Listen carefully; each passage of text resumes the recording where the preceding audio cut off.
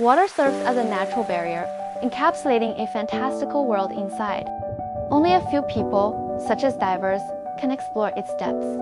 The diving community keeps working hard to share the marvels of this amazing world with people on land.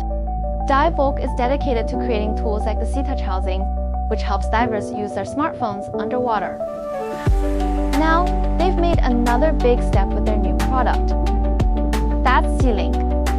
The journey between SeaLink and Dive for Love just began here. Dive for Love is a local non-profit organization based in Shenzhen, China. They've been steadfastly conducting coral surveys and conservation work, tracking local coral spawning, and sharing updates with the public. It's an important yearly event for them. Among the 4 biggest cities in China, Shangshan is the only one with coral resources. Daping Bay is in southeast Shangshan and a major spot for coral distribution. It's the northernmost edge of Golden Triangle of global coral distribution. Coral spawning is closely tied to the scale and health of coral ecosystems. Dive for Love has been monitoring coral spawning for years. We want to do something special this year. Mid-May is the spawning window.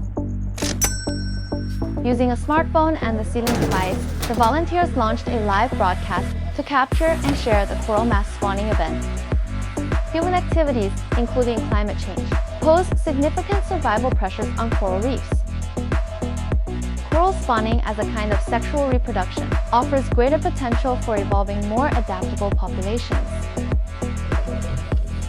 From the day on, they maintained daily underwater live streams. The audiences marveled at the abundance of marine life. Over the past few years, we've always filmed underwater. The footage was edited and posted after the diving. The public received the information with delays. It offered very weak engagement. SeaLink has changed all that. Since we've already created a waterproof housing that enables full touchscreen functionality underwater, why not take it a step further and allow smartphones to connect to the internet in the aquatic realm? Through the surface floating station, SeaLink connects to the mobile network, then it converts to a Wi-Fi signal. Through ultra-thin yet high-strength cables, the signal is transmitted all the way to mobile phones enclosed in Sea Touch waterproof housings 30 meters underwater. A phone without internet may simply function as a camera in a diver's hands. Once connected to the internet, all capabilities are unlocked. You can make video calls with friends. Scientific researchers and engineers use it to transmit underwater images in real time. Media creators use it to produce live, interactive underwater programs. You might think it would be great if underwater live streaming allowed for speaking. Well, some people are already doing that. Hi Luca, Cristiano here. Can you hear me? Over. Oh, Cristiano, I can hear you perfectly. Can you hear me? Yeah, I can hear you loud and clear. I can hear you very, very well. Okay. So we're now at 4 meters depth, and we're talking through an adapter that Ocean Reef built for Divevolk SeaLink. Now, let's return to the story of Dive for Love. Despite 20 days of continuous observation, they still hadn't witnessed the expected spawning. However, whether or not they observe it successfully this year, the live streaming has drawn greater public attention to the event, strengthening their understanding of the link between human activities and nature. Not until volunteers submitted a report on June 8th, spawning signs were found in 2 coral species. It indicates that large-scale spawning is coming. The divers also prepared diver and talk underwater intercoms. Are you ready? Are you ready now? Yes, we are ready. 2 experts joined the live stream to provide expert commentary and education for the audiences. The divers started looking for corals that showed signs of spawning. The marine fish were waiting alongside them for the following moment. For them, it was about to be a fantastic meal.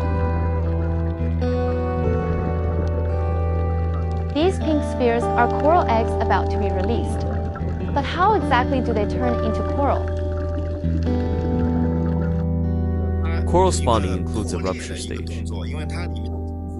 The sac ruptures and releases the eggs into the water.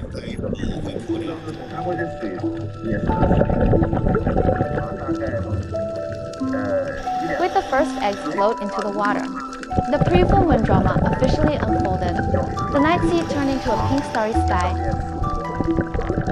Once fertilized, coral eggs turn into tiny, worm-shaped larvae.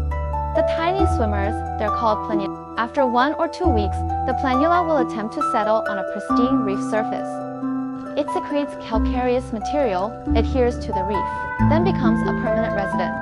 Imagine this, the coral's egg sac bursts, but there's no other egg nearby to meet its sperm. It's like a biological blind date that never happens.